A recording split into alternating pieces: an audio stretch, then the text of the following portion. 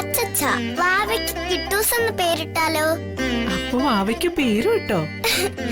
കൊള്ളാലോ, കാന്താരി.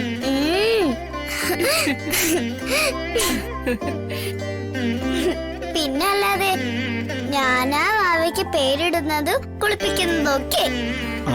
ശരി ശരി, മോളി ചെന്നേ ഗോകുലേട്ടന് കൂടെ കളിക്ക്. ചെല്ല.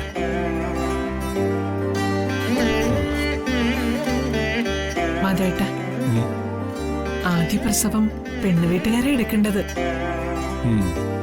ഇന്നത്തെ കാലത്ത് ഒരു പ്രസവം എടുക്കാൻ കാശ് എത്ര ചെലവാകുമെന്ന് അറിയോ? വസന്തയുടെ പ്രസവത്തിന് നമ്മൾ ചെയ്ത പോലെ കരുതൽ ഇതിനും വേണം. എന്താമ്മേ പ്രസവത്തിന്റെ കാര്യമൊക്കെ പറയുന്നേ? അതെ, വർഷ ഇപ്പൊ വിളിച്ചിരുന്നു. അവൾക്ക് വിശേഷമുണ്ടെന്ന്.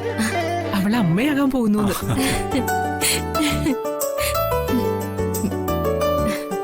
സന്തോഷായമ്മേ. അമ്മേ, അവിടെ വർഷയെ നോക്കാൻ ആരാ ഉള്ളേ?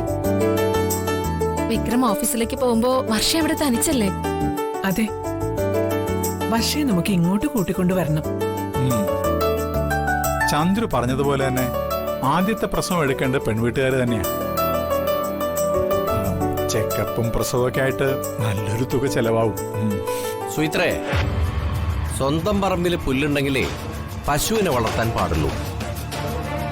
പ്രകാശൻ ഇത് എന്തീ പറയുന്നേ? ഒരു പരസ്പര ബന്ധമില്ലാതെ പ്രസവക്കാര്യം പറയുമ്പോഴാണോ പശുവിന്റെ കാര്യം പറയുന്നത്? അന്യന്റെ വീട്ടിലെ പുല്ല് കണ്ടിട്ട് പശുവിനെ വളർത്തരുതെന്നാ ഞാൻ പറഞ്ഞത്.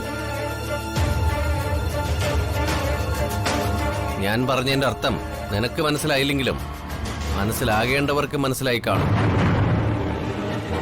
ആരുടെ മുന്നിൽ യാചിക്കേണ്ടി വന്നാലും നിന്റെ മൂത്ത മോന്റെ മുമ്പിൽ കൈനീട്ടാൻ ഞാൻ പോകുന്നില്ല.